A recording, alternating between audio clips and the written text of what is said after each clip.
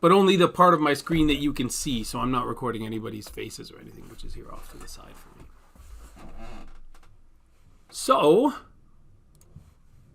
welcome to Thermodynamics, right? So if you're, usually I kind of make a joke that if you're, if this is not the class that you're here for, you're in the wrong room. But I guess we're all in our own rooms right now, right? So this is Thermodynamics. This is kind of a foundational course in mechanical engineering. It's a course that I really enjoy teaching. It's probably my favorite course in the curriculum that I've had the chance to teach.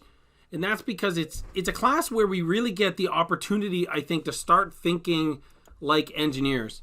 And I guess what I mean by that is a lot of times in real life as engineers, we're sort of tasked with how do we design a system or how do we make a system better, even though we don't have a perfect understanding of what's going on, right? So we don't always have, even when we do know the right equations to apply, maybe we don't have a complete system of equations, right? Maybe we don't have a well-posed problem where we have, the same number of unknowns as we do equations.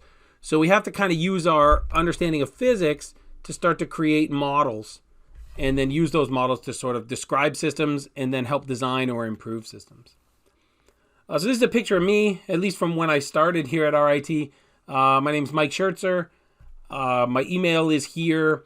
As I just said, and we'll go over in a second, we don't have class times yet, and I don't have office hour times yet. I sent out this when to meet link. So if you haven't completed this, I would ask that you fill this out. So basically what you do is you'll put your own name in, and then this is just kind of like an interactive calendar, and you kind of block off the times when you're available. And then it makes this sort of heat map for us where it shows us when everyone is available. So right now, at least from the 8 people that have responded, it looks like we'll probably be somewhere in this 4 to 5 p.m. Eastern time slot. So I know that in the previous meeting that I had last week with a couple students who had registered and showed up, that we had people from the East Coast and people from the West Coast. So even though it's sort of my preferred mode, when I first started teaching this, I was teaching it at 8 o'clock. And for me, I like to get up and, like I said, I usually wake up at like 4 in the morning. So I like to get it done early, but that's obviously not a good way to go for people that are out on the West Coast. So it looks like we'll probably be towards the end of the workday here in Rochester. And so I didn't say this, but anytime if you have a question, feel free to kind of unmute yourself and let me know. So then we can, sort of field questions in real time. I know this is a bit of a weird environment, and I can't necessarily see your faces, but don't be afraid to barge in if you've got a question. Or I guess you can also go, I don't know how familiar everyone is with Zoom, but if you go into, participants over here, and you can see yourself, then there's also kind of a raise hand feature. I'll try to keep the chat open too. I think that there's a chat button somewhere, which I can't see. Usually I used Blue Jeans in the last class that I taught, but I can try to field stuff in the chat function as well, but I can't seem to see the chat. Does somebody know how to get there? It should just be on the bottom of the screen. Over by where it says share screen, right to the left of it. Yeah, at least on my end, it's right next to the participants button. See, so I can see my participants here, but I don't see the chat. If you're in the actual Zoom client and you go to the bottom of the screen, there should be a list of different buttons you can press, like participants, chat, screen share, record. I'm going to stop my screen share for a second because I think the interface looks different when you do that. And now I can see chat, so now I can go here. Right? So now I can see the chat. Now if I go back to sharing my screen, what happens? Does it go away? Yeah, so I'll have to play around with that a little bit more because it looks like when I start to share my screen, I can't see that anymore. So there must be a way to still see it. I just don't know what it is. So if you do have a question, feel free to unmute yourself and jump in, and we'll deal with questions that way, at least for now. So it looks like we do have a fair number of people here now. So I would appreciate it if you can if you can go to this when to meet link that's on my courses and in a couple of emails that I've sent you, and then we can start to populate this a little bit better so we can find a time that works for as many people as we can get. Just a little bit of background for me. So I grew up in Canada, not far outside of Toronto. So, it's a different country, but it's only a couple hours away from Rochester. So it was a pretty nice move for us. So I mentioned this before for people who've been here, but so these are my 3 girls. This was maybe last summer, I think. So Gabrielle is my eldest. She's 10 now. Emily is 8 and Evelyn is 2. So it's kind of a roller coaster here at home. Evelyn sometimes barges into this room, so we'll see how this goes. We like to do a lot of stuff. So this was even before we got sort of locked down. We like to play board games together. So this Pandemic's a fun game, although I could understand if maybe you don't like the theme right now. We played Pandemic Legacy with a couple of professors from the department last year, and it was a pretty fun game. With my kids, I played this game, which is called Stuffed Fables. This is kind of like a very light versions of Dungeons and Dragons, where it's kind of the story is scripted for you, so you don't need a dungeon master. So that's a pretty fun game. We've also moved on to this game called Zombicide, which I got used on eBay. It's got tons of these little figures, and it's kind of like Dungeons and Dragons, kill a bunch of zombies type game. So it's pretty fun too. One of the other things that I like to do, which you may be able to take advantage of, so I like to use Overdrive, or some other people use Libby, which I think is made by the same people. So this allows you access to audiobooks for free. You just need a library membership. And if you have a mailing address in New York State, which I think most of us will have, even if you've moved out of the state, maybe you still have a mailing address in New York State, I think you can sign up and get free access to the New York State Library, or the New York Public Library. And they got a ton of audiobooks. Because when I first signed up for this, here in Rochester, there's not a great selection of audiobooks, but getting access to the New York Public Library really opened up that app for me. So if you like listening to stuff, if you got a little bit of time. So I try to alternate between fiction and nonfiction. If you're looking for nonfiction books, I think Thinking Fast and Slow by Danny Kahneman is a book that I read recently. Really, really good. So he's a Nobel Prize winning economist, I guess is how you say that. Also a book by a woman named Gretchen Rubin that was called Better Than Before. So it's about habit forming. I thought it was pretty cool, especially these days. It's easy to form bad habits and maybe hard to form good ones. So my background, I went to an undergraduate institution called McMaster University, which is in Hamilton, Ontario. So maybe if there was no traffic, this would be about an hour and a half out of Toronto. I also took a 5-year program, but there was no co-op option. Instead, it was a double major in engineering and commerce. So basically, we got the core classes from a commerce degree along with mechanical engineering. I didn't have a co-op, but we talk about how networking is very important. So my uncle works at Chrysler, which at the time then was bought by Daimler. So I worked at Daimler Chrysler for a couple of summers, making full-size vans. So you see these are like the people movers you sometimes see at airports, right? Or the big moving vans. So the full-size vans, they actually don't make them anymore. It was a Dodge Ram product, and now they, after I left, they stopped making it. So I don't know if that means I was propping the place up or if I tore the place down, but probably it was neither. In actuality, I think what happened was Chrysler put a ton of money into building a new paint shop for that assembly plant. And what happened was about halfway through construction, they got a better deal on taxes from Tennessee, I think. So they packed up the equipment and they moved to Tennessee where they sort of got a better deal. So certainly was not a great thing for the people that worked there. Although in Windsor, so this is, I don't know if geography is a little bit neat. So this is the part of Canada that kind of swoops down. Windsor is right across the Detroit River from Detroit. So it's actually, when I was working there, people, you sometimes hear people on the phone and they're like, they're talking to suppliers in the US and they're like, oh, it's amazing. You're crossing the bridge to Canada and you're going south, like you're going south from America into Canada, because Canada's got that little bleb that sneaks in under Detroit. So after that, I worked in an undergraduate research lab for 3 summers, doing boiling heat transfer work. And then, so I did a master's degree. We were learning about how to cool electronics on satellites. So this is kind of neat because computer chips, right, they keep getting faster and faster, and that's because we're packing more and more transistors on a smaller area, which is great for the electronics, right? It makes things faster, makes things cheaper too, but it generates a ton of heat. So what's happening is all these little wires that are on these semiconductors are getting smaller and smaller. And you may or may not know this, but the current squared times the resistance tells you how much heat comes out of that resistor. So that's actually why the old style light bulbs, maybe you don't have these anymore, but the incandescent light bulbs, right? It's just a tremendous amount of resistance through that tungsten filament. So it gets so hot it starts to glow. So that's the same thing with these electronics. So we want to try to remove heat quickly. And on Earth, if we were boiling water to, so maybe you've heard of sort of water cooled electronics, right, in your computer. So you can do that, but in space, it's a little harder to separate the liquid from the vapor. So on Earth, it's great because we have gravity on Earth. So it pulls the liquid down and the vapor floats up. But in space, that doesn't work.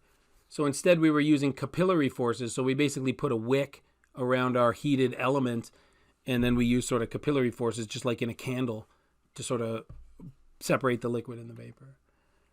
Then I did a PhD at the University of Toronto, which is in Toronto, and I started to work on this idea of labs on a chip. So my brother's a biochemist, and maybe I'm trying to put him out of business because what we're trying to do is take things that you would normally do on a laptop bench, right? So if you're a biochemist, I actually did a summer working in an intestinal disease research unit looking at Crohn's disease. And most of my summer was spent, taking a pipette and, on a bench and just moving fluid to different, wells on a 96 well plate. And it was incredibly boring. So I went into mechanical engineering. So what we do now here with electric fields, we can move these droplets across this sort of checkerboard of electrodes. So each one of these checks on our checkerboard is about 1 millimeter by 1 millimeter. And if you think about this device, it looks a little bit like this, where the fluid looks like the white part of an Oreo cookie sandwiched between two plates. So the height of that droplet, or the white part of the Oreo cookie, is about 100 micrometers. So that's maybe about the same diameter as a piece of hair. So it's a very small amount of fluid here. So this is like 100 nanoliters of fluid. So this is kind of neat. We can move droplets back and forth. If we apply this voltage in a particular way, so if we know kind of the dynamics of how the droplet moves, we can make it jump up and down like this. Which, I don't know, I think it looks cool. You get this droplet. It looks almost like a Jell-O or something, right? So I just like to show this video.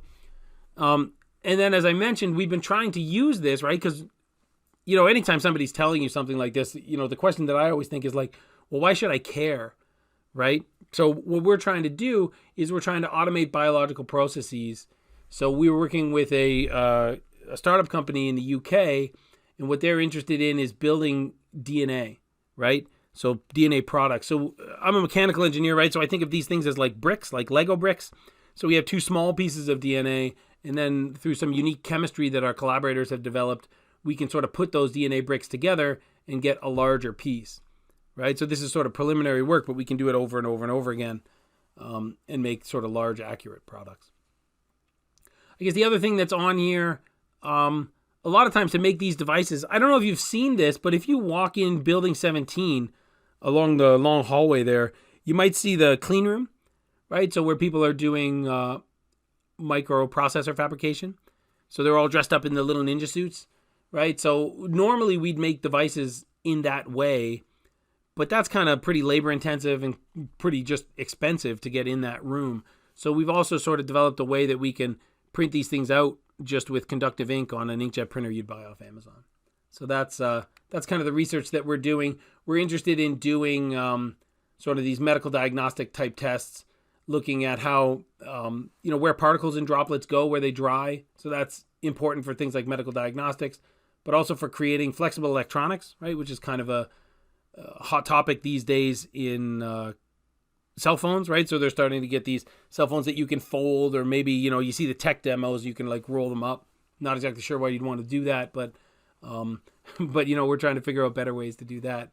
Like I said, we're trying to take like a biology lab, like my brother's lab, and automate it and shrink it down so they can focus more on the physics and the interesting biology, as opposed to sort of doing the sort of labor intensive grunt work of sort of running these kind of protocols. We've also in the past done some work on energy harvesting. So this idea where, so let's say you're running a car, that's what this shows, right? And we lose a tremendous amount of energy, either from heat or from mechanical vibration.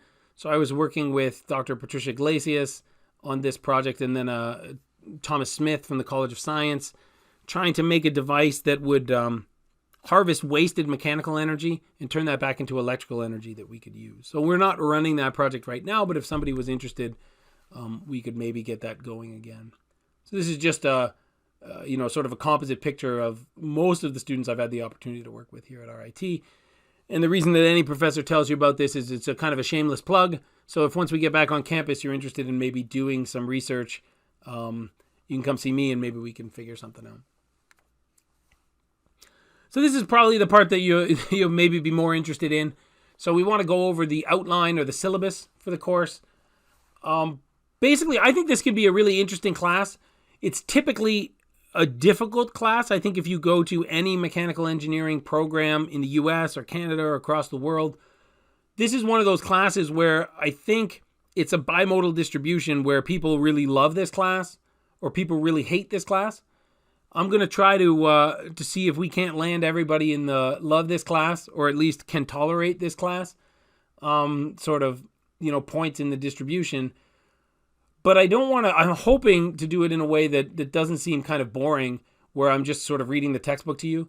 So we're going to do a lot of problems in class. I'll certainly summarize some of the interesting things that I think are in the textbook, some of the techniques we need to learn. But we're going to try to do a lot of problems in class and hopefully in office hours as well. I've posted the syllabus on the course, but this is generally how the grade is going to break down. So you'll have your final exam grade, which nominally I think is 30% for this class, 2 midterms exams, each worth 25%, and then we'll have homework worth 10% and quizzes worth 10%. Now I think what we've done in the past is we've typically looked, because we're running usually 2 sections of this class, so we usually have either 2 or 3 sections, so we're running between usually 80 or 120 people in this class at a time. So we don't want to spare people to struggle when they're taking this class. So we'll typically ask questions that are not trivial, questions that can be difficult, especially in a timed way. And we may move to take-home exams. So that was part of the discussion that we had before. But one of the things that we've instituted typically in this class when it's a large group, that we're not going to hold ourselves to the grade outline that's on RIT's website. So typically the breakpoints for letter grades that we use are lower than the breakpoints that you'd see in most classes. And that's because, we're trying to free ourselves up to ask challenging questions. So we'll still do that. I don't know that we'll use this exact breakdown. And if you get over, we certainly won't make the threshold for letter grades higher than on the RIT website, but we may end up making them lower using sort of historical data because there's only 14 people in our class. So I think that that's probably not a big enough sample size to do a distribution like this. But after each midterm, I'll kind of update you on sort of where the breakpoints are, recognizing that they can change throughout the semester. Part of the reason that the breakpoints can change is that we'll have multiple grading schemes for this class as well. So the typical grading scheme is what's shown in this pie chart up here. But we also have 2 other grading schemes where, I'm interested in what you know at the end of this class more than I'm interested in what you know a third of the way through the class or 2/3 of the way through the class. The way this class is structured is we'll look at sort of closed system conservation of energy and then open system conservation of energy. And then we'll sort of string a bunch of different processes together to try to describe interesting things like power plants or cars or airplanes. So if you do well on the final exam, that means eventually you learned how to do the things we're going to teach you in exam 1 and exam 2. So I'm going to give everyone in the class the option, and I'll calculate this so you don't have to tell me what you want to do, but the option to drop one of the midterm exams. So let's say you have a bad day in exam 1, but you kind of recover and you do well on the final, then your final can be worth all of that exam 1. or all of that exam 2. So we can overwrite things if you demonstrate that you've built an understanding by the end of the class. Oh, yep. Jack, you got a question? Yeah, I just had a quick question about the grading scheme. At least what's listed on the syllabus right now is my that... speaker turned off. Sorry, Jack. Oh. What was your question? Can you hear me? Yes, I can hear you now. My question was, what's listed on the syllabus right now is that the grading scheme is following RIT standard, which is like 93 for an A. Yep. Is that subject to change? Yes. So what I didn't want to put this on the syllabus because I don't know where those grade points are going to be. So it's subject to change in that I expect that I'll move those break points down. I will not move those break points up. If everybody in this class gets over a 93, then everyone in this class will get an A. So we won't do this or something like it to make people's grades lower. So, and like I said, I'll do my best to be transparent after every midterm. I'll put up kind of where I think the break points are so that it's not like you'll only find out on, week 12 of the class what your grade is at certain points. Okay, thank you. You're welcome. Right, so a typical week in this class looks like this, right? So here, and this will include this week, right? So we get homework assigned. So if you look at your syllabus for every lecture, there are associated problems. So those problems get assigned basically on the same day that we do the lecture. On Wednesday, I'll release the quiz. So our first quiz is actually already up based on sort of the preliminary material that I'll ask you to look through if you haven't already. And then that quiz will be due Sunday nominally at 11:59 p.m. Rochester time. Now, I recognize that other people are in different time zones. So I've made the due date 11:59 p.m. Rochester time, but the close date is something like 5 a.m. on Monday in Rochester time. So if you're on the West Coast where there's a 3-hour time difference, that still means, you're okay if you do this by 11:59 p.m. in your own time zone. So I think that moving it 5 hours that way should be fine. I hope that no one on the East Coast is staying up that extra 5 hours because I happen to believe sleep's really important for well-being. So that's shifted so that these times should work no matter what time zone that you're in. The homework problems will be due Monday at 11:59 Rochester time. But again, there's a little bit of slack in that system just because I know that we have different people in different time zones. We'll take your best 10 quizzes. I think there should be 12 quizzes throughout the course. So you'll be able to drop 2. I may increase the number that you're allowed to drop, but it won't be less than 2. And the homework will be the average of all the problem sets. So you won't be able to drop homework. Homework will be graded like this. So basically you'll use sort of the engineering format that you can learn about on the course website, right? That probably you're pretty much already familiar with. One thing that I think they do in earlier classes is they make you use a particular notebook to do problems. I don't care what piece of paper you do your problems on. We're going to ask you, just like we would if we were on campus, once you write it out, could be on loose leaf paper, could be I don't care, but take an image of it, maybe in CamScanner or some other app, convert it into a PDF, and then upload it to the Dropbox. So what I'll do is I'll pick one problem set from each week, and I'll grade that a little bit more rigorously, right? So that'll be worth 7 out of 10 points. But really, I'm just trying to look like, did you make an honest attempt at the problem? Did you use the correct format? Do you have a reasonable solution method? The other thing that I've done is you might be looking at the course right now, and if you look in week 1, which I guess I can show you here. I think I have it up. Is this the right? So I have the solutions already posted to the homework problems. So here, if we go into week 1, right? Here are the homework problems because I realize that maybe not everybody has the textbook yet. So I have a scan of the photo of the homework problems that are basically involved with today's lecture. But then I also have posted the homework solutions. So these are not hidden. You should be able to see these right now. The intent here is not for you to just copy these, right? But what I want you to be able to do is first look at the problem, make an honest effort on the problem by yourself. And then if I realize we have a small group and maybe we're disconnected physically, but maybe you can sort of have study groups and talk about problems. But you'll also have the ability to, in real time, kind of look to see what the solution looks like, right? So you definitely want to submit original work, but the solutions are there for you so that you can be learning in real time instead of me posting the solutions after. And I don't know, maybe you're better than I was when I was an undergraduate, but even when solutions were posted after, usually I kind of looked at what my grade was and then we were on to the next thing, and I wouldn't sort of do the reflection. So maybe this allows you to do some reflection in real time. But it's really important. We got to sort of exercise some personal responsibility here because, you might have the temptation to just kind of write down the solutions and, feel like you're going to figure it out later. But if you do that, you might get to the first exam and, and then you don't know how to do things. And that's probably not a great situation to be in.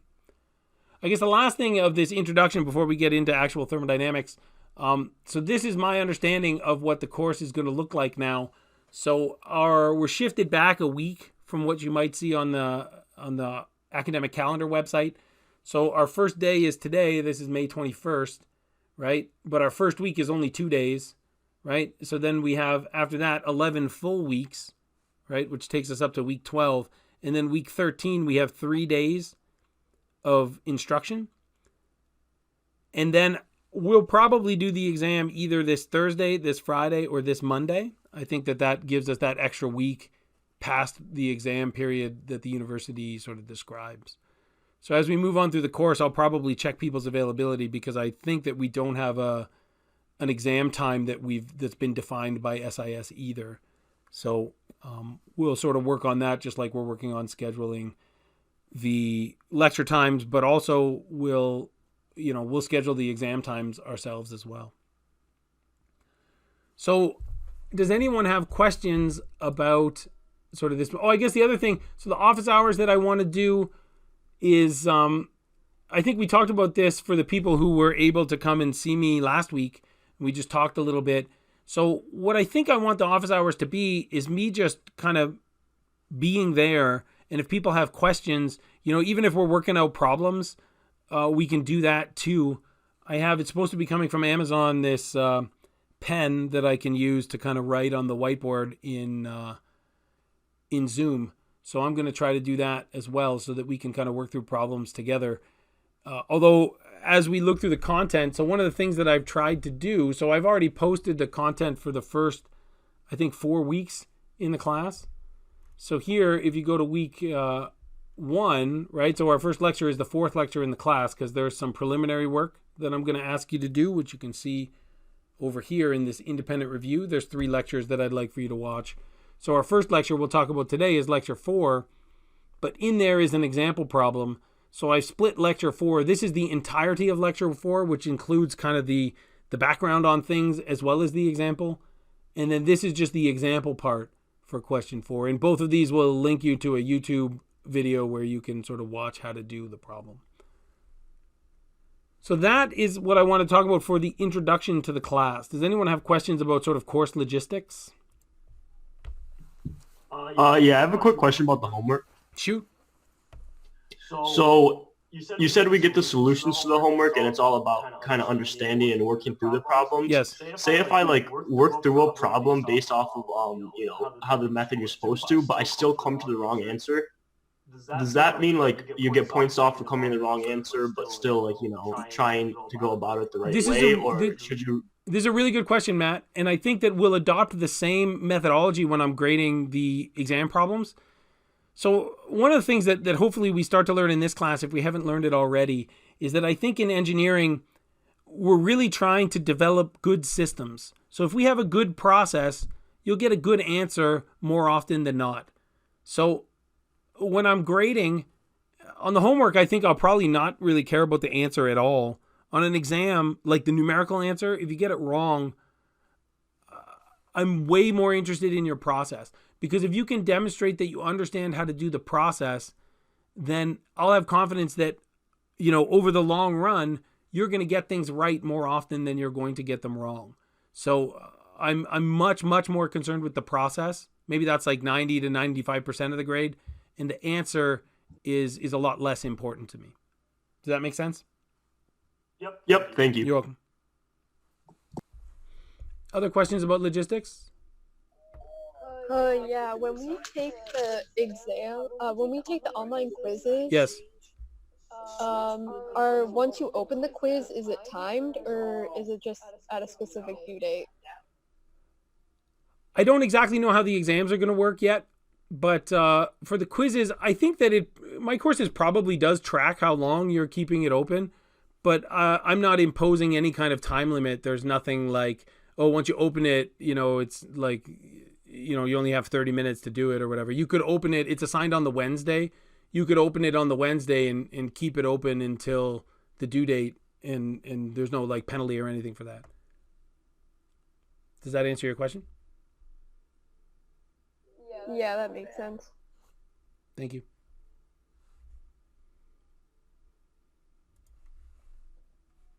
Other questions?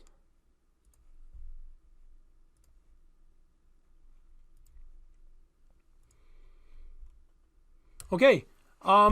So first, like I said, so it looks like we might go a little bit over an hour today. If you have to drop out, that's fine.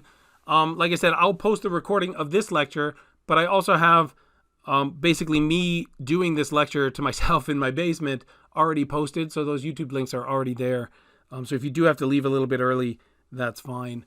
The reason that I like this class is, like I said, it's kind of, a chance for us to learn about the universe, right? So what we've learned in the preliminary lectures, which, a lot of that is just definitions. So, one of the reasons that it's tough, I think, for me to teach this class after I give this introduction is, it talks about how I'm not going to read the textbook to you. And then if we were doing this at RIT, like 2 of the first 3 lectures are me reading the textbook.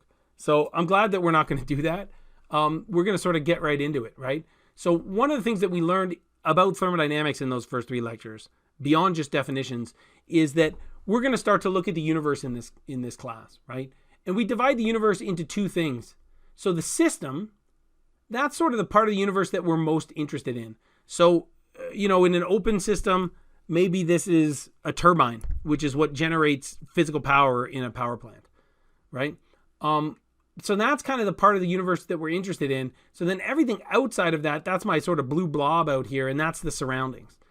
And what this class is really about is how do we transfer energy between the surroundings and the system. So in order to get to there's a couple questions that we have to answer. So the first is, what's inside of our system? So my system could be filled with natural gas, like air. It could be filled with water, maybe liquid water, maybe steam, maybe some combination. And if we don't know what's in the system, we can't figure out how much energy is contained in the system at a given time. Then we have to kind of think about sort of where the boundary between our system and our surroundings is, and whether the system is open or closed. Now, if you haven't watched the preliminary lectures, an open system is a system where mass can move between the surroundings and the system. So here, maybe you think about a pump, right? So a pump, if we're looking at what's going on inside the pump, there's liquid water coming in at some low pressure, and then there's liquid water going out at some high pressure. So mass moves into the pump and out of the pump, but we can still look what's going on. So that's an open system. A closed system is maybe a piston cylinder assembly inside a car engine at the point where the exhaust and intake valves are closed. So now, mostly, there may be some leakage, but generally the amount of air in that system is going to stay constant, even though the piston may be moving up or moving down. So, we can think of a closed system as one that can exchange energy between the surroundings and the system, but there's no mass transfer. So there's no mass that can come in or out. And the way this class is broken down is that in the first section of the class, before the first midterm, we'll only be looking at closed systems. So systems where maybe we can transfer energy between the system and the surroundings, but not mass. And then we'll start to look at open systems. They're a little harder because as mass moves in and out of a system, energy moves with it. So open systems are sort of next on our list. And these are kind of like the Lego blocks that we have. And then in the third part of the class, we'll learn how to put these Lego blocks together to design things like nuclear power plants or automotive engines or jet planes or natural gas plants. So those are all things that we use heat to get mechanical energy.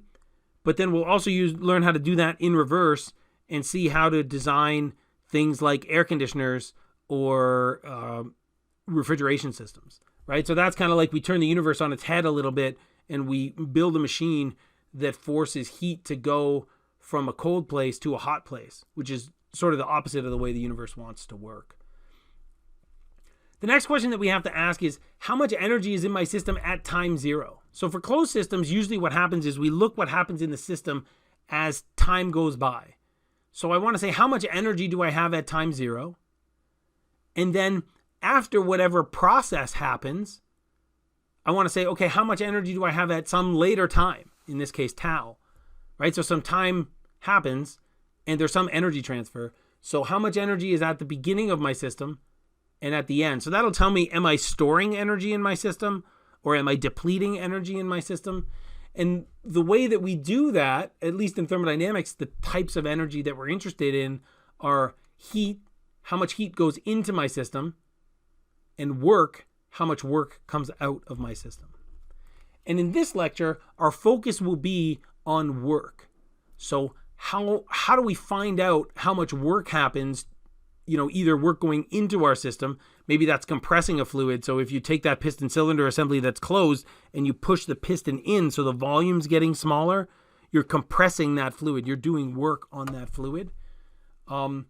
If work's coming out of your system, maybe that's you got a balloon and it's blown up, right? But now you let go of the inlet, right? So the air can shoot out. And if that air is shooting out, maybe you can have it shoot out over something like a computer fan so that the computer fan spins and so now you're changing that stored energy in the balloon into mechanical work because now this fan blade is spinning. So this lecture is about work and power. So here, really what we're learning about in thermodynamics is the first law of thermodynamics. And the first law of thermodynamics tells us that energy is conserved. And that's basically what this long definition says in words. I'm not going to read this to you, in part because it's super long and you can read it faster than I can read it to you, but also in part because I'm not a huge fan of this definition. And maybe it's because I'm an engineer and I realize that there's a way that we can say this a lot more elegantly than in words, right? So we know a language called mathematics, and that changes this whole, text, this basically paragraph, right, into just a simple, elegant equation. And this equation says the same thing as that text does, right? So on the left-hand side, we have the change in energy in our system. So this is the total amount of energy that's in my system at my later time. So I'm calling that state 2. So that's why it has a subscript 2. Minus the amount of energy that I had at state 1. That's at my initial time. So this is how much energy change did I get in my system. So this is E is the total energy in my system. The subscripts 1 and 2 sort of tell us about which moment in time we're talking about. So E2, that's the time that happened later, right? So tau in my sort of schematic representation. Q is the heat into my system. Now the words here are important because if heat is coming into my system, that's a positive value. So here we have a mnemonic device where it's hip to win. So that tells us heat in is positive, right? That's we get heat hip, and work in is negative. That's win, right? So this Q, if I was writing this in words, it would be the net heat transfer into my system from the surroundings. So how much heat is coming in, right? And 1 to 2 indicates that this is in the process, the thermodynamic process that I have, that's my system moving between these two states. So now work, right? So this is minus W. So this is net work done by the system on the surroundings. So work in is negative, so work out must be positive. So here, right, so that's right from hip to win, that tells us work in is negative, so work out must be positive. So this is, if my system is expanding, if the volume is getting bigger, then it's doing work on the it's doing work on the surroundings. Again, subscripts 1 and 2 indicate that we're moving from time 1 to time 2. Right? So here, pictorially, we start with a system, and the system is at state 1. So it has some amount of energy. We add some heat. Now, if we add heat, right, and if heat was the only thing, right, so if there was no work, and all we did was add heat, that would mean heat in would be positive, right? So this would be a positive number. So this change would be positive, which means that E2 would be bigger than E1, right? And conversely, if heat was leaving the system, then we would be losing energy in our system. For work, if we have, so if we didn't have any heat transfer, right, and we had negative work, so if work is positive, so work in is negative, work out is positive. So if we have work leaving our system, this would be a positive number. So the whole term here would be negative W, right? Because it'd be negative of a positive number, right? So it'd be like negative 1 times 1 would be a negative number. So if work is leaving our system, then that means E2 would be less than E1. Conversely, if work is entering our system, if we're compressing our piston, then we're adding energy to the system, because now we'd have negative of a negative number, which would be positive, and now E2 would go up. So you might be sitting there thinking, like, this is a terrible nomenclature, right? This is a terrible sort of sign convention because it's a little bit confusing, right? And I think that this idea comes from sort of this idea of steam engines. So we kind of, as mechanical engineers, maybe we started to think about this in the Industrial Revolution when we started to realize that we could burn stuff to make energy, right? So we had heat coming in because we're burning something, right? So if you think about a steam engine, right, like a locomotive, maybe there's somebody and they're shoveling coal into the burner, right? And then when we burn that coal, we're adding heat, right? Now that system is water, right? So we're adding heat to that water, and then it boils. So it moves from this liquid state to steam, right? This is why it's called a steam engine. And the cool thing about that is the density of water is like 1,000 kilograms per meter cubed.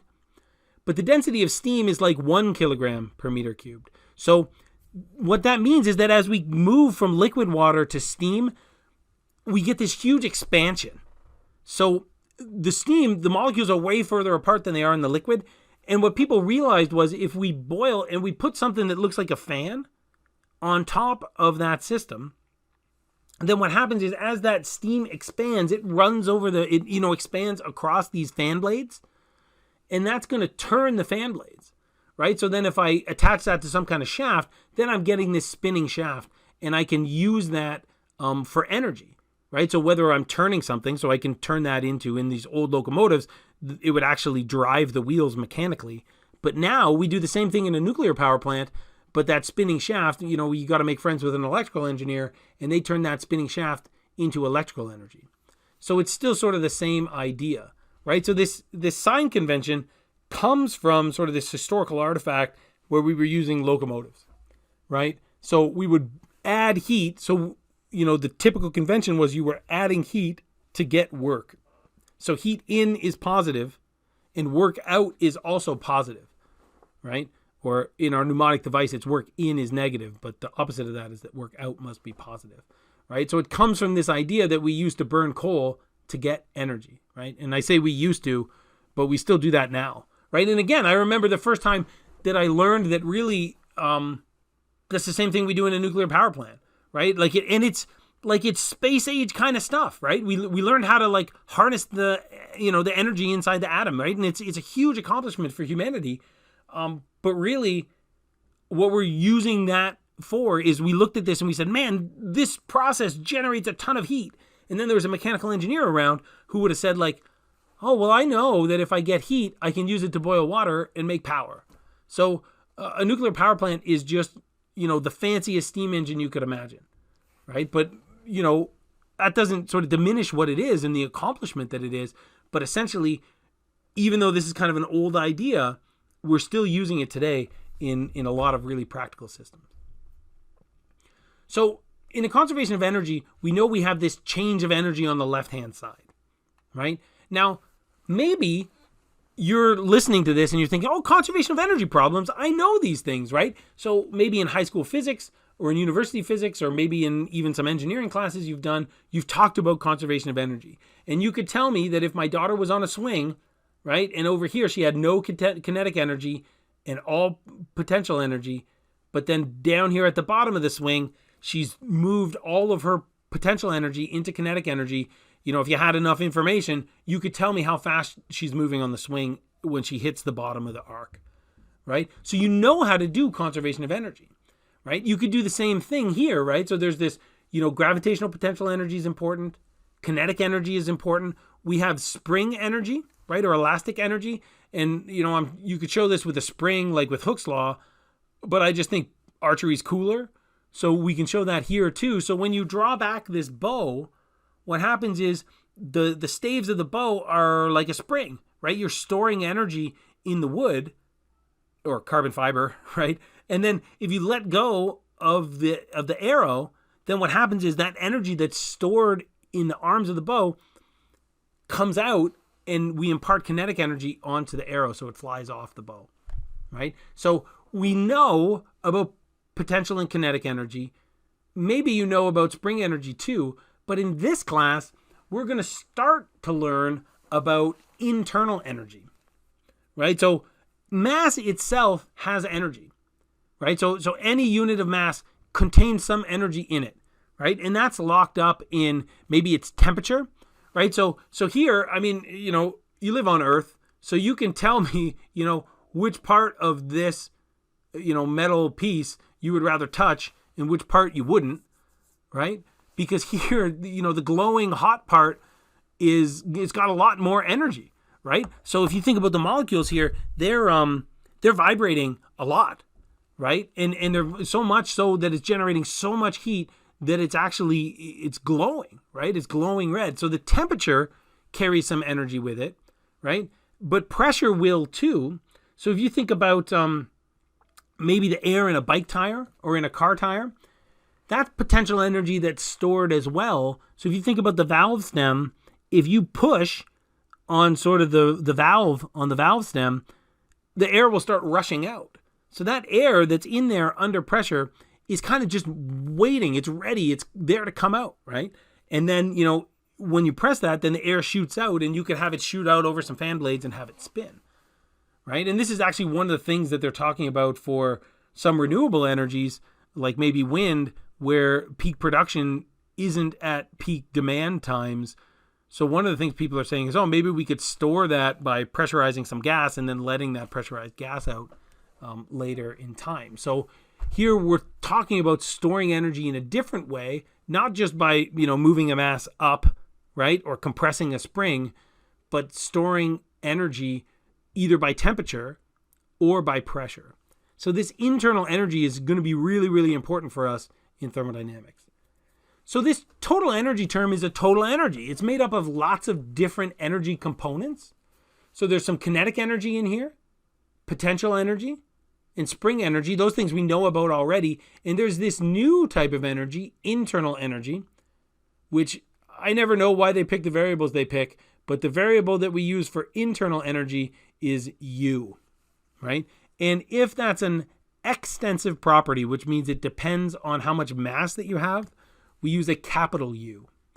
If we take that mass or that energy and we divide by the mass, then we would use a lowercase u, and that would be the intensive version of that property. We talk a little bit about that in the introductory lectures. If you haven't had a chance to watch those, I'd encourage you to do so.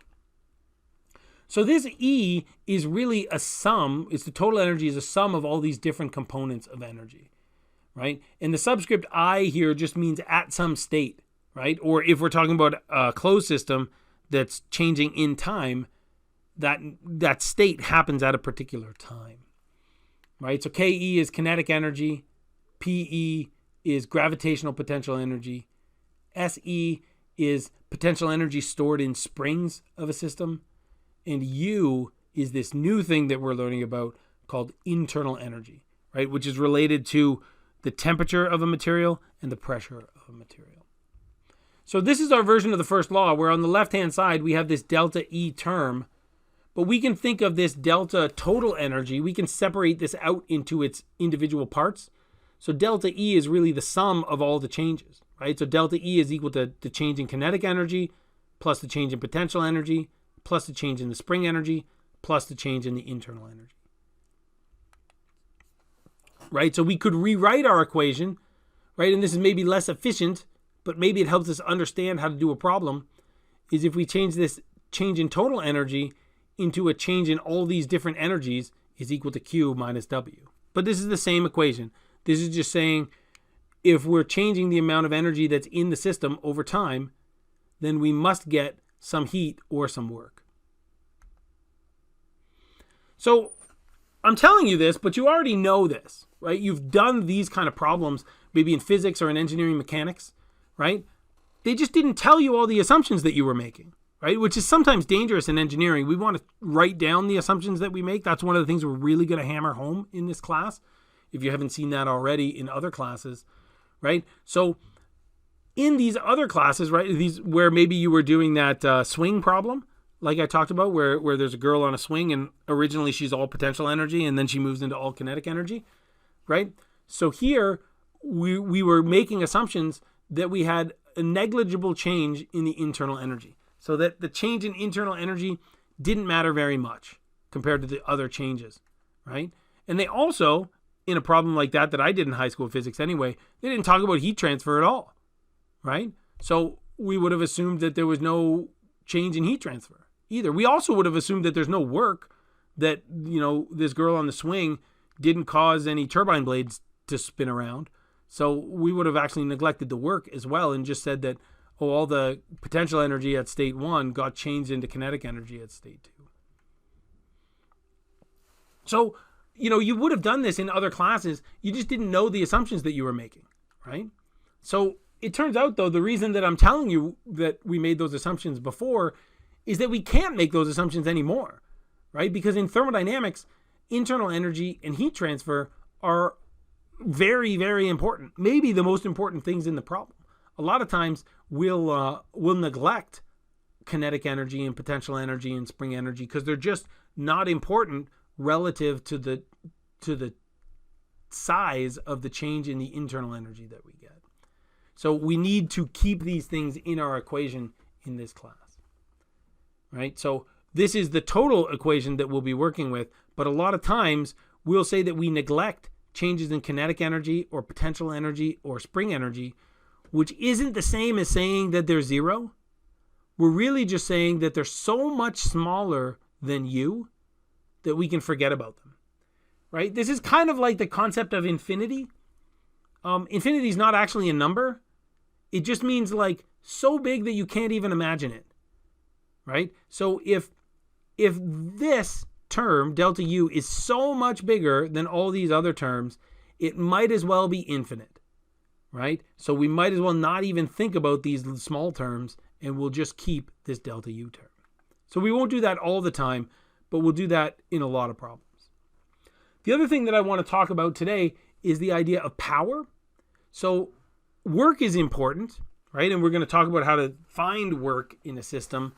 But, you know, a lot of times it's power that we get really interested in, right? So power is work divided by time, right? So we can write power either as P here, right? But if we recognize that this is work divided by time, we know that this is W dot. I don't know if you... Oh, sorry, Matt. I see you have a question. Yeah, I was just kind of still confused about... Sorry, I got to find a different speaker because my speaker keeps timing out. So I didn't hear your question. Okay. Can you hear me now? Can you hear me Yes, now? I can hear you. Okay, So I just was kind of confused about the concept of internal energy. So is it interchangeable with the word heat? Because, like, you know, internal energy can be heat, correct? Or... So this is a good question. Heat makes sense only when you're talking about energy moving from one place to another or from like, so heat or heat transfer maybe is something that we use to describe how much energy is changing hands over some process. But thermal energy or internal energy is talking about how much energy is stored in something at a particular instant. So I'm trying to think what the difference is. So if you were thinking about, if you're thinking about potential energy and changes in potential energy, height is important for that, right? But height itself isn't the energy change. It maybe gives you some idea how much energy is stored. But then your change in height tells you how much potential energy changes over time. Heat, at least the way I think of heat, is about how much maybe of that internal energy you're depleting in order to move energy from one place to another. Does that make sense? Yeah, that makes sense. So like in the example of like the swing, we would only really account for internal energy if it was acting on something like you said, a turbine, which would cause a change overall in the system. Yeah, so that internal energy is like there's some amount of potential energy that the girl has when she's at the top of the swing, right? And that's sort of, we calculate that based on the height relative to some other height. So the thermal energy that you have, I keep saying thermal energy, but the internal energy that you have is a function of the temperature. So let's think about a gas, right? Maybe it's inside a closed container. So it's like gas inside of a piston. So its internal energy is going to be a function of its temperature and its pressure. And that will tell us how much energy is stored in there as internal energy. And then when we look at how much the temperature and pressure change over time, we can use that to figure out maybe how much heat was transferred from one place to another. I think the analogy on the swing would be the girl had a height at, she was at one height at time 0 and at another height at time t. And the change in height tells us how much potential energy change there was.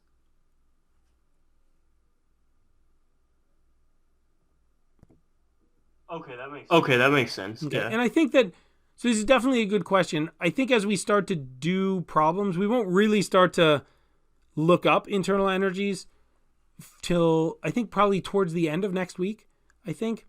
But I think once we start to do that, we'll start to see the dependence of that internal energy on, on things like temperature and pressure.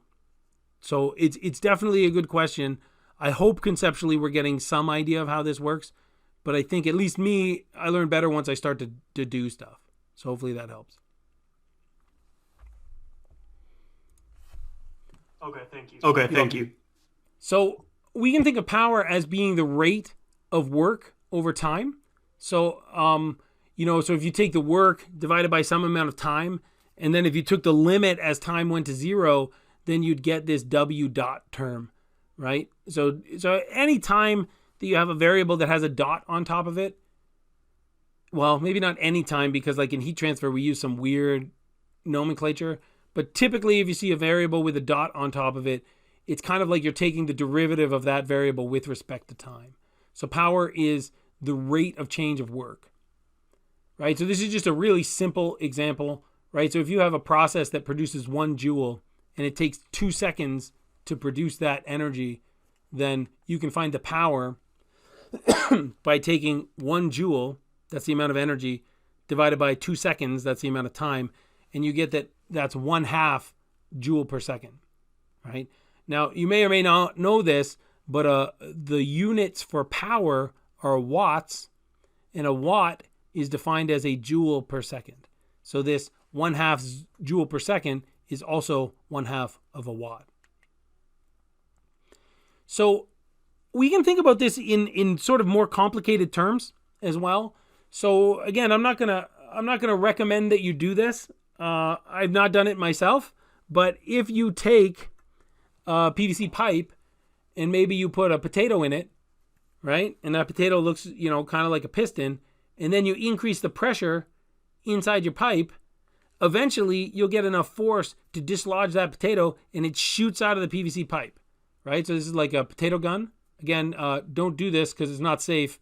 And if something happens and you have to go to the hospital, it's not the best time to, I don't know. Sometimes I get lost when I'm doing these things, but my daughter, about a week into being at home, they were riding their bikes around the neighborhood, and my 8-year-old Emily, she kind of lost control of her bike, and she ran into a mailbox, totaled the mailbox, like the whole post, everything. Ended up with like six stitches around her sort of orbital bone. Nothing was broken, and her eye is fine, but it was super, nerve-wracking to have to go into the hospital, a week into this whole thing. So, but then my wife took her because we couldn't both go. So I watched the other kids, and it was nice. We went down to Canandaigua because we had a friend that said that there were, no cases there at the time, and it was like my wife, my daughter, and only people that worked there. So there was basically nobody else in the hospital. So don't actually use a potato gun. But if we think about the potato gun here, right, we have some pressure, but then as the piston moves, right, the amount of force that's on this piston is a function of the pressure, right? It's going to be the pressure times the cross-sectional area of that piston. That'll tell you how much force you have. And that force is actually going to change as this piston moves, right? So as this piston starts to move, our pressure goes down, right? Because pressure is kind of a measure of how much stuff you have crammed into an area. So if that area or that volume gets bigger, then the pressure goes down, right? As long as you're not feeding more mass into the system, right? So your force is changing over time, right? So now when we pull the pin, this piston moves and it has a maximum force right at the beginning. And the more that it moves, the force diminishes over time, right? So we can think about this as a calculus problem, right? So the initial force that's on the cylinder, and actually the force always is going to be the pressure times the cross-sectional area on the cylinder, or on the piston, I'm sorry. So here, so this is one of those things, you always want to check to see if your equation is wrong. So it won't tell you if your equation is right, but you should always check the units, right? So pressure in metric, so in sensible units, this is newtons per meter squared. We sometimes call that pascals, right? And if we multiply that by area, which is meters squared, then the meters squared all drop out and we just get newtons, right? So force is equal to force. So that doesn't prove that my answer is correct, but it doesn't prove that my answer is wrong either, right? And sometimes as engineers, that's the best that we have, is that we can't show that we're wrong, right? So maybe that's good enough, or at least it's okay, right? Now we can do the same thing, right? So if you were measuring pressure in imperial units, right, then you'd have PSI, which is really pounds force per square inch, and areas in square inches. Those square inches are going to drop out and you get pounds force. So you get a force is equal to force, right? So this equation seems reasonable, right? Or at least not unreasonable. So if I wanted to find how much work, we know that work is equal to force times distance. So, but I know my force is changing with distance, which means if I want the total amount of work, I have to use calculus. So now I'm going to integrate from my initial position to my final position this force, which is a function of x by dx, right? So this is still force times distance, but the distance is this infinitesimally small distance, and my force is changing as I'm moving, right? So the units still make sense. But I know that this force is also pressure times area. So I can make that substitution in here, and my equation now becomes force is the integral over that same range of the pressure times the area times dx, right? Now physically, what does A times dx mean, right? So if I had the area times a small amount of distance, I would get a picture that looks like this, right? So I'd have some cross-sectional area multiplied by some small amount of distance. So this is like a really small volume, right? So I can change A times dx to dv. But when I do that, I also have to change my integration limits from the volume at x initial to the volume at x final, right? So now, hopefully, I've shown you that work is equal to the integral of pressure times d volume, right? So again, maybe you believe me, maybe you don't, right? But we can check the units here. So pressure is in newtons per meter squared. We can multiply that by meters cubed, and we get Newton meters, right? And Newton meters are joules, right? Force times distance. We can do the same thing in imperial units. PSI times inches cubed, right? We get inch pounds. Inch pounds is also force times distance, which is energy. So at least we can convince ourselves that work is the integral of PdV, or we can't convince ourselves that it's wrong. And it's in the textbook, so hopefully that gives us a little bit of confidence as well, right? So this is a really important relationship. We're going to use this in our first law. Remember, in the first law, we have to find work for closed systems. And for closed systems, this is the equation we're going to use to find work. It's the integral of P times dV, right? But in order to do that, we know that we need the pressure as a function of volume. So we can analyze arbitrary cross-sections too, right? So the nice thing about this is we looked at the system that had a constant cross-section, right, to get that force times area times dx. But the cross-section can change in time as well because we're just interested in dV, right? So how does the volume change as we're moving through our process? But in order to do this, we need pressure as a function of volume so that I can put it into my equation, right? So in thermodynamics, typically we're going to say that these are polytropic processes. So that's kind of like you got to get out your engineering decoder ring and figure out what polytropic means. Polytropic processes just mean that we can use an equation that looks like this.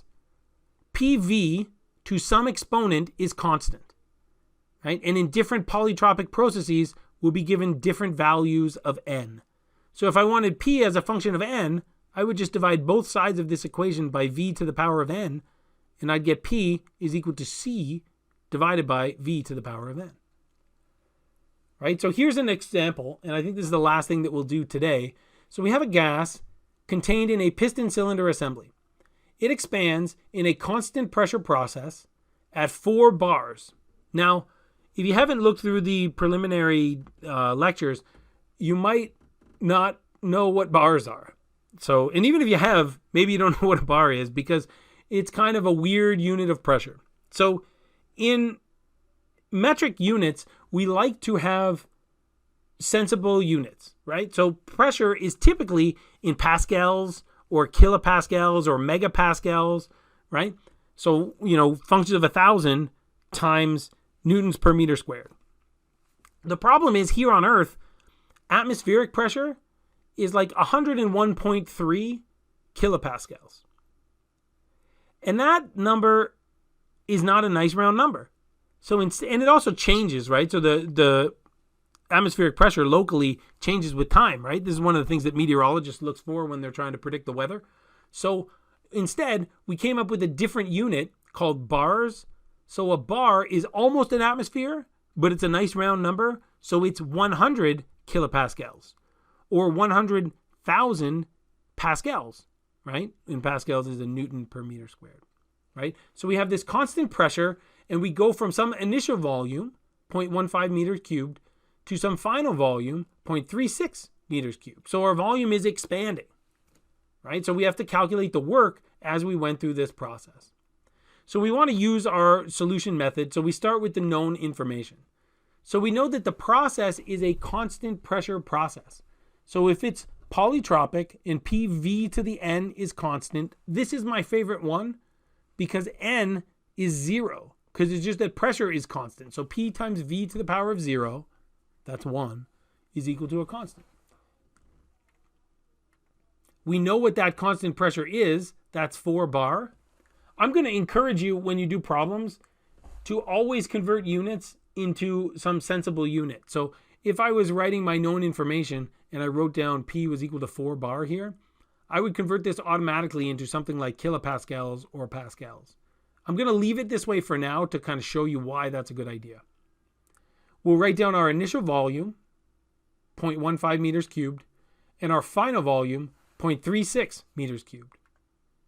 We're required to find how much work the system underwent in this process. So the next part of our solution process is to draw a picture. So our picture looks like this, right? We have this piston which is moving inside of a cylinder, and we have a fluid that's at a particular process, right? So it tells us that it's some gas and it's at some constant pressure. So I'm moving from an initial volume, right, which is smaller, to a final volume, which is larger, and this fluid stays at the same pressure. So something must be happening inside to keep this at a constant pressure. It's also useful in thermodynamics to draw things out. And one of the types of diagrams that we'll be really interested in is this PV diagram, or pressure versus volume diagram.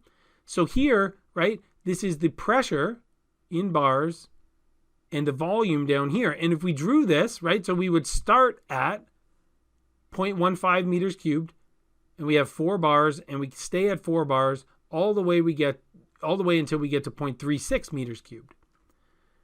Now, for those of you that maybe you're thinking about this, why would I draw this diagram? This seems sort of a waste of my time.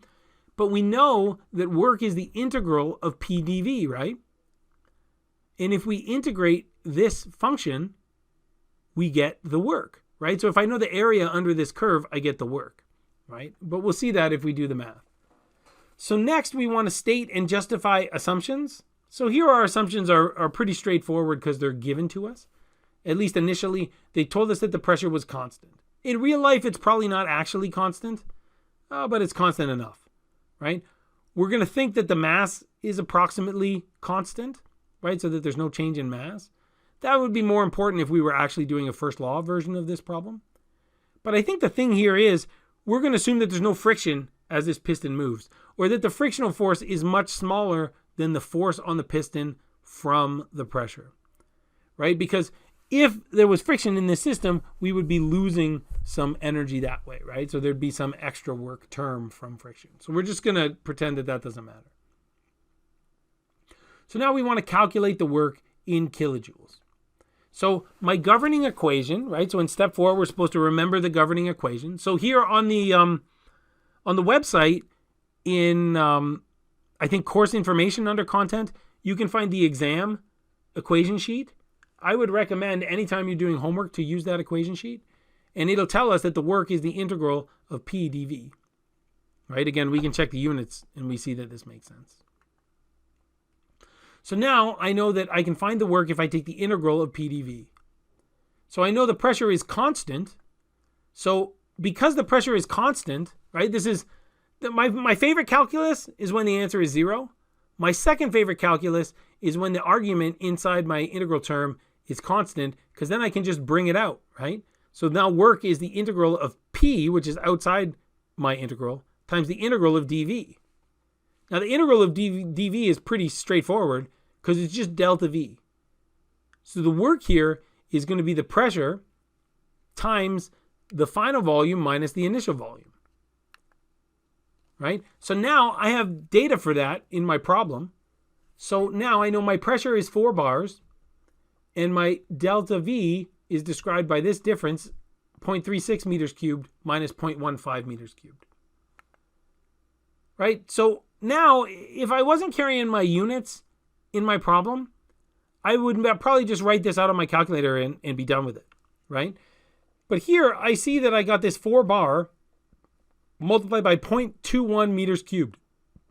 But if I do that, my units are bar meters cubed, and I don't know what that is. That doesn't make any sense to me. This is work, so I should be getting something that's newtons times meters, right? I should be getting a force times the distance. So what I got to do, right, and this is why I like to do this right at the beginning of the problem, right? It's like my spidey sense starts tingling, the hairs on the back of my neck start to stand up, and I see that I'm going to get rid of these bars. And the way that I do this is I know a conversion factor. So I know that there are 10 to the 5 pascals per bar. So I put the bar term per 1 bar.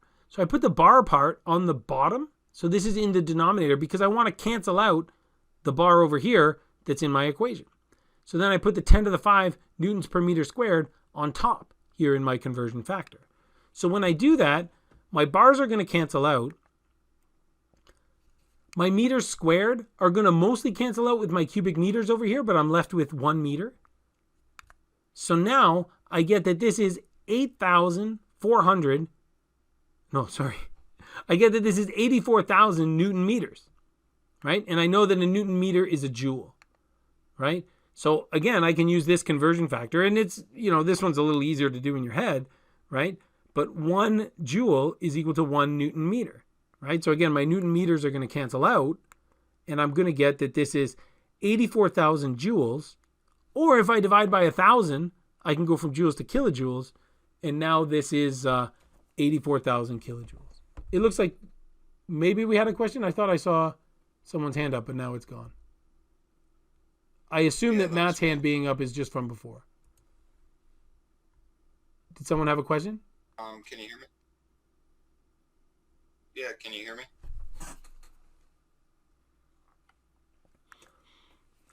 So if I do this, now I have an answer for my problem. The problem asked me how much work was done, and I got 84 kilojoules, right? Now remember, the sign matters, right? So we know that hip to win, so WIN, work in is negative. So this is a positive number. So work must be coming out. So my system is doing work on my surroundings. And I knew that already because the pressure in my system is what's pushing out that piston. So it's the air in my system is pushing that piston. So the system is doing work on the surroundings. So I can validate my units here. So we're going to test. At the end of every problem, we're going to say, basically, does it make sense? We're going to do this kind of sense check. So even if I don't have any kind of physical understanding about the magnitude, I can always check the units. It's like cheating, right? Because it's a way for us to figure out if we're wrong, right? Just because the units are right doesn't mean we're right, but it means we can't show we're wrong. So we carry the units through the calculations, and we got units that we expected at the end. So we were expecting work, and we got an answer in joules or kilojoules, right? So that looks good. Verify results. So the final solution is a positive value. This we're expecting because physically this means that the system is pushing out on the surroundings, and that's exactly what we see because the volume is getting bigger. Generally, if your volume is getting bigger, your system is doing work on your surroundings, and if the volume is getting smaller, your surroundings are doing work on your system. So this is consistent with our idea of the sign convention for this work. So now we're going to apply intuition. This is always, when I was an undergraduate, I didn't like when my professor said this because they were like, oh yeah, just use your engineering intuition and tell us what the answer should be. It's like, well, I'm a student. I never done a problem like this. I don't have any intuition, right? So really, sometimes all we can say about intuition is, our unit analysis made sense, and the sign of our answer makes sense. So then I'm sort of confident in the answer that I get, right? And that's kind of where we are. So hopefully, as we get to do more and more of these problems, we'll start to feel more confident in magnitudes and things. But we can always check the sign to see if it makes sense, and we can always check the units to see if it makes sense. So that is all that I had for today. I know we went a little bit long because we also went over sort of the syllabus. Does anyone have any questions about this problem or the material that we covered in the lecture or about the course in general? For our textbook, is there an online version available? Sorry, Catherine, again, or my do we speaker only cut have, out. So if you could repeat your question. For our textbook, is there an online version, like on mastering or something? So that's a good question. My guess is that it's possible to get an online version of the textbook. What I think I'm going to do, I just have to make sure that it's okay with copyright, and I'm pretty sure that it is. I've posted the problems this week. I think I can post the problems every week, and that would free you up to get any version of the textbook that you like. So if I pressed a button on my TV and now everything went crazy.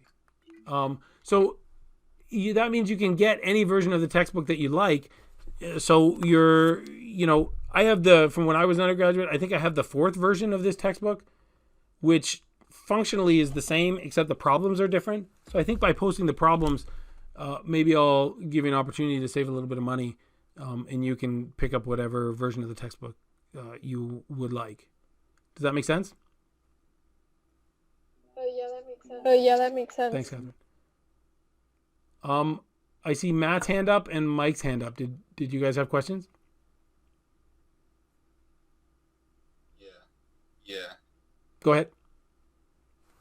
I was just wondering if you could go over the steps again. Like step 1 was knowns. I missed Sure. 2 and 3. So we want to find. So first we want to find the given information, right? Step 2 is what are we actually trying to find, right? So what's the problem asking us to do? And step 3 is draw a schematic. And in this class, a lot of times we're also going to take all that given data and put it into like a table, because as we move through the class, we're going to have a lot of given information as we start to, like, let's say we're looking at how does a power plant work. Maybe we'll have, 14 different states or something. So there's oftentimes a lot of data that we want to copy over. So I think it's nice to be able to account for it in some kind of a table. And then after that, I think it's like, what are the equations that we use, right? So this is the engineering model, right? So what are our assumptions and what are the governing equations? And then it's like, do the analysis. So this is like the math. And then it's, does your answer make sense? There is, I think, the third pre-lecture is just going over the solution process. So there is maybe a 15 or 20 minute video that's just talking about what the solution process is. And that process is what we're expecting when you submit homework problems and on the final or in the exams too. All right, thank you. You're welcome. Thank you. And I just couldn't figure out how to. Yeah, I always get a little bit confused with that. I think if you press the same button to put your hand up, I think your hand goes down. So if there are no further questions, again, I would encourage you to go through the lectures that are up there. They're YouTube links, and part of the reason that I wanted to put it on YouTube was that you can throttle the speed. So especially, when the lecture is just about what are different definitions of properties, you may or may not want to go faster than whatever my normal cadence is. Jack, did you have a question? I had a question about one of the videos. So one of the videos, when it was defining density, it mentioned that the limit was mass over volume, and the limit was from volume to small. Why doesn't it use 0? Well, I think that you never, and so it depends how you think about the universe, right? So in those preliminary videos, we also talked about kind of the idea of a statistical view of thermodynamics. So normally we're going to use this macroscopic or classical view of thermodynamics, but that requires that so that means that we can sort of take the average of properties over small volumes. But if our volume gets too small and maybe we only have maybe not even a whole molecule of something, but some portion of a molecule, then the density will be no longer even, or it might change sort of wildly depending on if we're in part of the universe that has a molecule in it versus the space between molecules. As long as we are talking about so if you're talking about like liquids, so as long as your volume has a characteristic length, so if you think about a cube, like your cube side length, for a liquid, as long as it's sort of on the order of nanometers, which is like 1 times 10 to the negative 9 meters, then you're probably okay. If you're talking about gases, your cube probably has to be more on the order of a micrometer, which is like 1,000 times smaller than a millimeter. Okay, thank you. Thank you. No, it's a good question. It's a little bit beyond the scope, but it's a good question. All right. If that's it, so again, I'd like to point you to the when to meet link. If you haven't filled that out, please fill that out. And then, so if you fill that out before the end of today, then tomorrow, by the end of the day, I want to post times when we'll meet next week. Right now, it looks like between 4 and 5 is the best lecture times that fit the most people, but that answer could change depending on how people who haven't filled it in fill it in. So please have a look at that. We will have a quiz that's due on Sunday. So the quiz is based on the pre-lecture materials.